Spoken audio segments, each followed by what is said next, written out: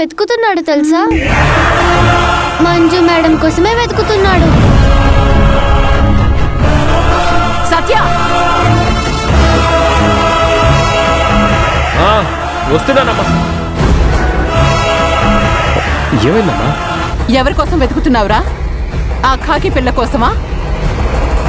నువ్వు తాళి కట్టావు కదా, నీ భార్య తనింకా డ్యూటీ నుంచి రాలేదు.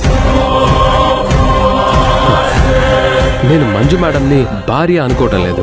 అవునా? మరి పొద్దున్నెందుకు దాన్ని బండెక్కించుకొని వెళ్ళావు?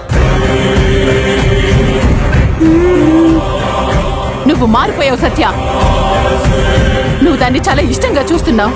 మేమిద్దరం విడిపోవడానికి 6 నెలలు మాత్రమే టైం ఉంది.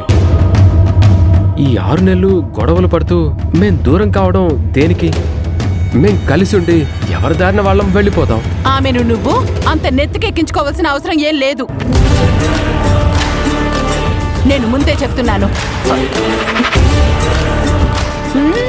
వచ్చావా? రా. ఏం ఎరగని పిల్లిలా వస్తావు. ఎలుకలాంటి నా కొడుకుని ఎగరేసుకుపోవాలని చూస్తావు.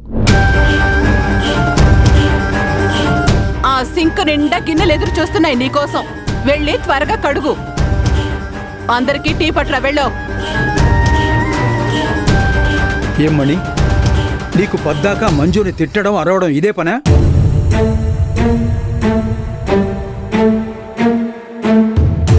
తనిప్పుడు వచ్చిందో లేదో గంపెడు పనిని తన కళ్ళ ముందు పెడుతున్నావు.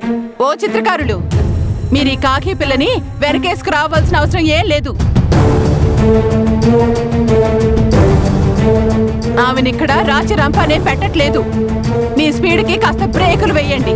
చూడమని, నువ్వు మంజుని ఇలాగే కష్టపెట్టాలని చూస్తే నేను మంజు వెంటే ఉంటాను. మంజుకి తోడెవరూ లేరనుకోకు.